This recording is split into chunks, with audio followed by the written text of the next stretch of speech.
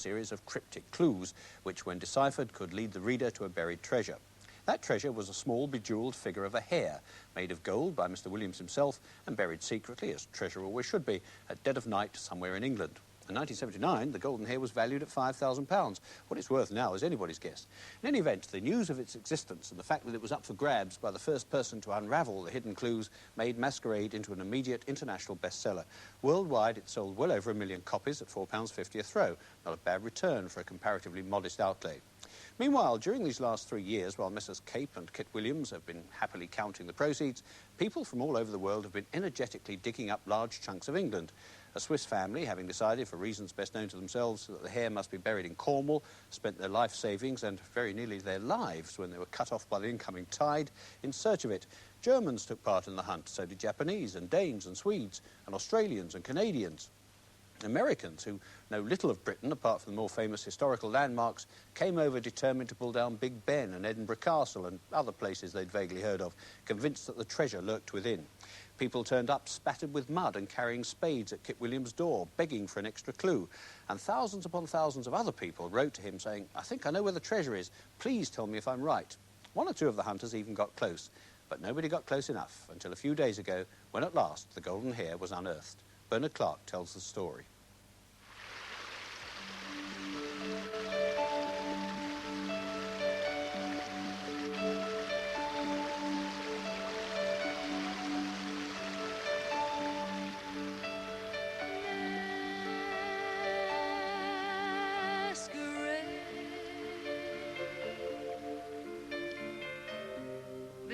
Somewhere in Great Britain, well out of range of metal detectors, lies buried the extraordinary piece of jewellery pictured above. It was fashioned by Kit Williams out of 18-carat gold and dazzlingly adorned with precious stones. Ruby, moonstones, citrines, turquoise, mother of pearl, and a rare compound called faience, used by the ancient Egyptians to grace the pharaohs.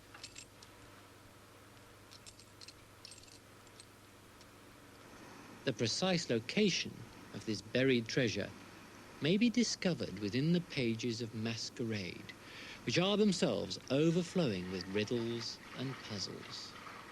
Only one other person, whose identity is known to the publisher, was witness to the secret burial, somewhere in Britain.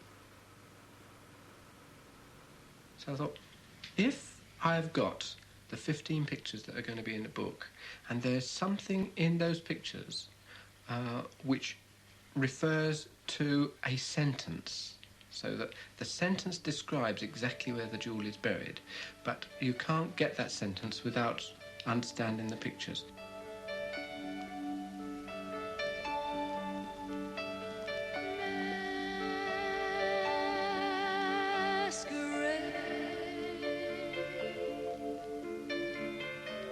As the hare got close to where the sun ought to be, he heard the most terrible hullabaloo.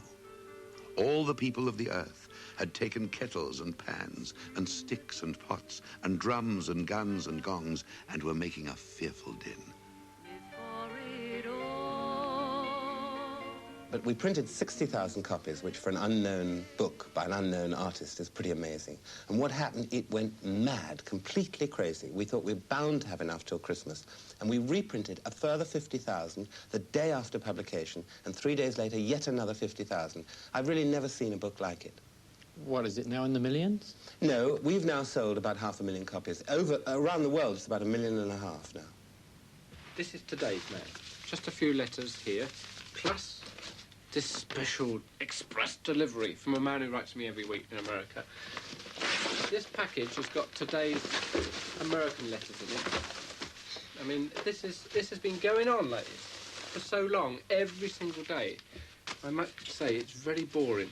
One guy wrote to me and he said, "Look, you're the publisher. I figured it out. Kit Williams is a pseudonym. I know it's a pseudonym, and if I can find out his real name, I'll get to the bottom of it.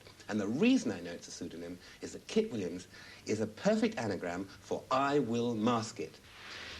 Some people, for instance, all these letters are from one man who writes to me every single day. I got one from him this morning. He writes as many as 7,000 words a day about the jewel. But I mean, I never wrote that much doing it. Is he very close, by the way? No. He thinks it's about 1.5 miles from here. This man from Barrow in Furness does amazing drawings and plans and maps, and it's just has gone on for... Ever since the book came out, I get letters from him. He was the man who got very, very close, but he never got it right. Well, by this time, I really rather hoped that it would be found, because a lot of people were beginning, you know, it'd been 2.5 years, and some people actually probably didn't believe that it was buried. Now, I know to Kit, and I was absolutely... I had no proof that it was buried, but I was absolutely certain that he's honest and that he did exactly what he said he'd done. My wife came down to make the tea and get the letters. She looked at all the American letters and said, oh, we do them tonight sometime. Looked through the other letters. There were some bills. There were letters from people who write every day. You get to know their writing and everything. And there was just one letter that just was a normal, everyday letter. So she brought it up. And I was lying in bed and opened it up. And there in the letter, a very simple, lovely little letter, was almost a childlike map. And that map was describing exactly where the jewel was. And then there was a man's telephone number. I rang him up and said, you've got it.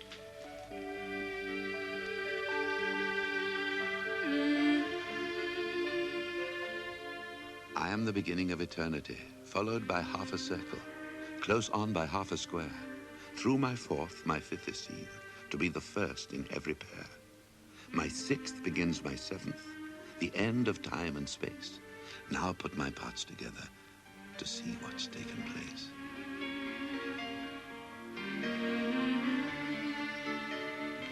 I wanted an exact spot on grass, like a cross on a pirate's map. And I thought, how can this be done? If I was to put a plaque there or a stone there, then somehow that's obvious. And I wanted a place that wasn't obvious, it was just there.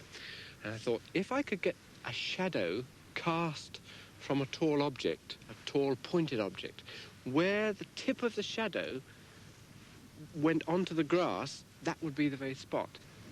Even better than that, the sun works in such a way that the shadow is never in the same place. Every day of the year, it moves slightly. And also, it gets longer and shorter, the shadow, as the year goes through. So it's quite complicated. But on 2 days in the year, that's the equinox, the shadow falls in the same place.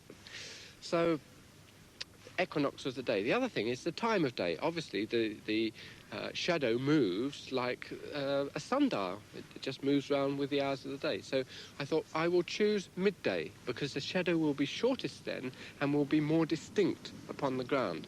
So the place where the jewel was to be buried was where the shadow falls, the tip of the shadow of the cross, where it falls on the ground at midday during the equinox.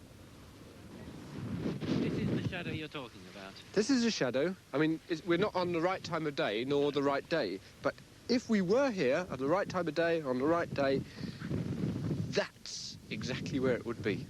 Isn't that wonderful? And it just changes all the time. And what happens if it's not a sunny day? It's not here. You don't know where it is. And that also is wonderful. You have to wait for the sun. And that's what the book's all about. People waiting for the sun. The moon is waiting for the sun all her life. It soon became clear that the enormously complicated puzzle set by Kit Williams had been solved by an enormously complicated man. For a start, we still don't know his real name. All he will give is a pseudonym, Ken Thomas. Secondly, he's insisted, for personal reasons and at great length, on not being identified. And perhaps even more surprisingly, he had come to the small cross near Ampthill, Bedfordshire, partly by accident. Some time ago, he decided what the wording of the first picture in Masquerade meant.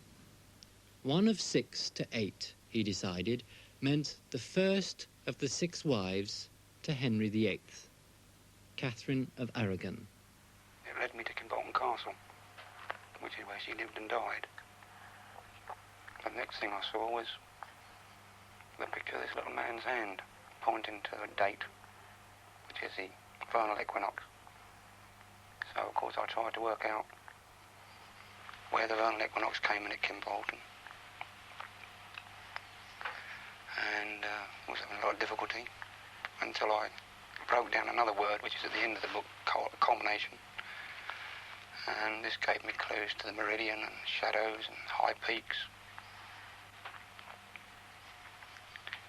And then I thought I'd look at it another view and investigate Kit Williams and find out where he lived and areas he lived in. And I went to Steppenley to have a look around Steppenley and Millbrook and all around that area. Couldn't find anything though that was relevant. And on the way back from there, I stopped at Ampthill Park to let the dog go for a run. Well, as you know, there's two lovely crosses in Ampthill Park. And there's this stone that indicates the riches in the earth.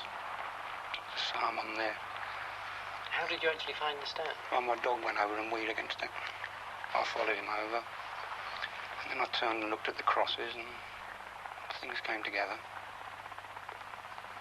So I investigated one of the crosses and it turned out to be Kate's cross, Catherine's cross. Apparently she was imprisoned there. And I just transferred all my clues to Ampthill.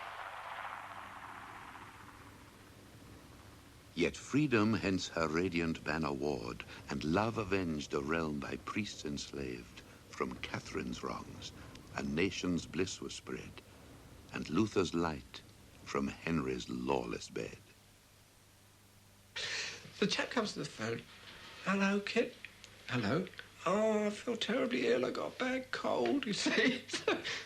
And I'm thinking, he's supposed to be jumping up and down on the other end of the phone. So I said, you're right. The jewel's in the... You've got it. It's in the right place. Oh, have I? What, it's buried where I said it was? Yes. Oh, I can't go out digging today. I've got a bad cold.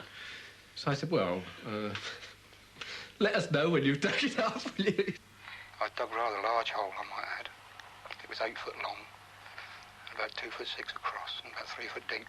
Fair amount of work. Yes, a whole night. A whole night. And he said, I haven't got it. I can't find it, you see. So I'm thinking, oh, no.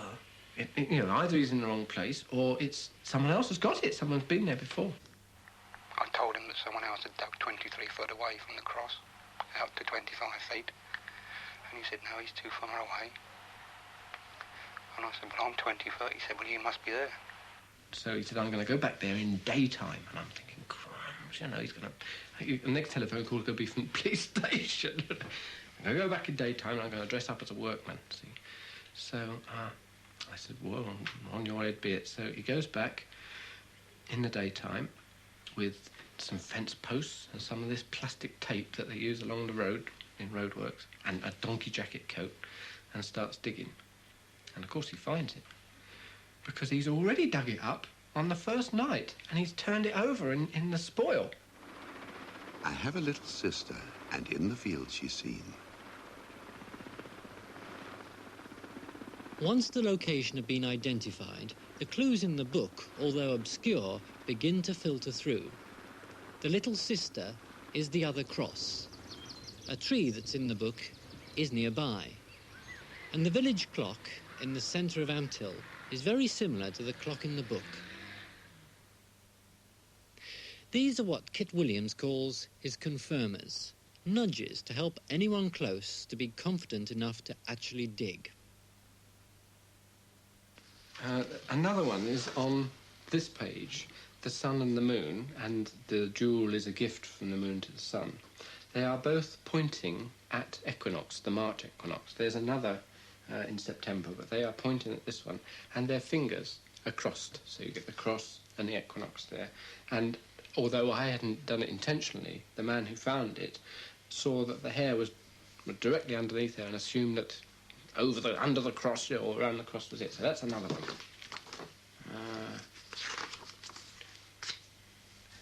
Just near the cross, there's a football pitch, and there's a football pitch there. But it's not a football pitch. It's something other than a football pitch, and it's like it's saying to you, a football pitch is important. It took me ages to sort out the numbers on the football field.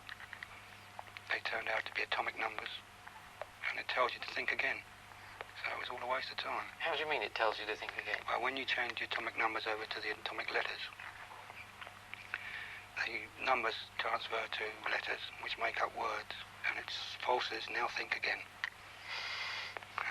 Weren't you somewhat irritated by that? All the time. Every red herring you find, you do. And other people must be the same.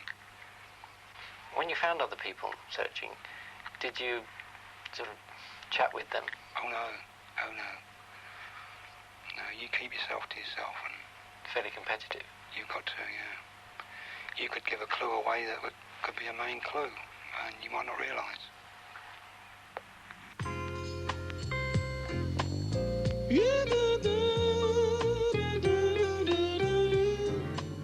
Now, when I buried it, it was buried inside a ceramic container, which was full up with wax, and the jewel was inside there, so that if it was in the ground for 500 years or 5,000 years, it would still be just as good as the day it went in, and someone digging it up wouldn't scratch it or anything. He said, wouldn't it be nice to open it together? Do I have a go? You have a go. It's your jewel, take mine. I'll hold the container. Still pretty... Still tight in there. Now, aha! Hey, kid, let me go take it out. Yep, there we are. Thank you very much. I'll hold the container. Oh, we need a pretty thing. Look at that. Ah! Oh, it's got wax in it. Terrific. Well done. We can hit that wax off it. What has tonight been like? An anticlimax? It's been an anticlimax since I found it. You look for something for 15 months, and when you find it, it's all over. It's all gone, isn't it? Finished now. So we've got to look for another jewel to find. I should put it in the bank and leave it in safe hands. And in the end, I suspect you'll sell it. I might not. I have children. I might leave it to my children. Do you think it'll be worth a lot of money? Maybe one day. Depends who wants to buy the thing. He still hasn't cracked the actual riddle.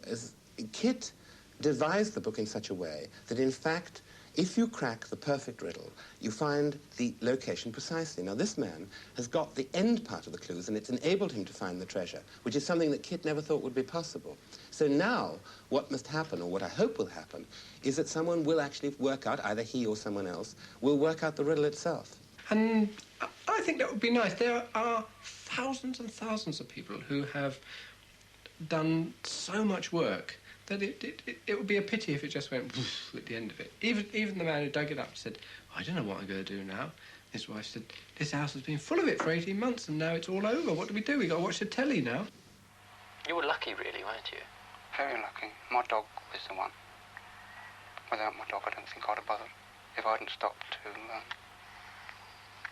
let him have a look, have a run, and have a wee, I'd never found it. I'd have still been digging at Kimbolton. Along with the others. Did you enjoy the whole process? Oh, yes, very much. On reflection, yes. But now you don't like the publicity? No. Dear reader, if you were to read this book again, you might discover when and where the hare lost the jewel. If you do, then go and find it and keep it for yourself. But remember, the best of men is only a man at best, and a hare, as everyone knows, is only a hare. And the hare, as everyone knows, now won't be there.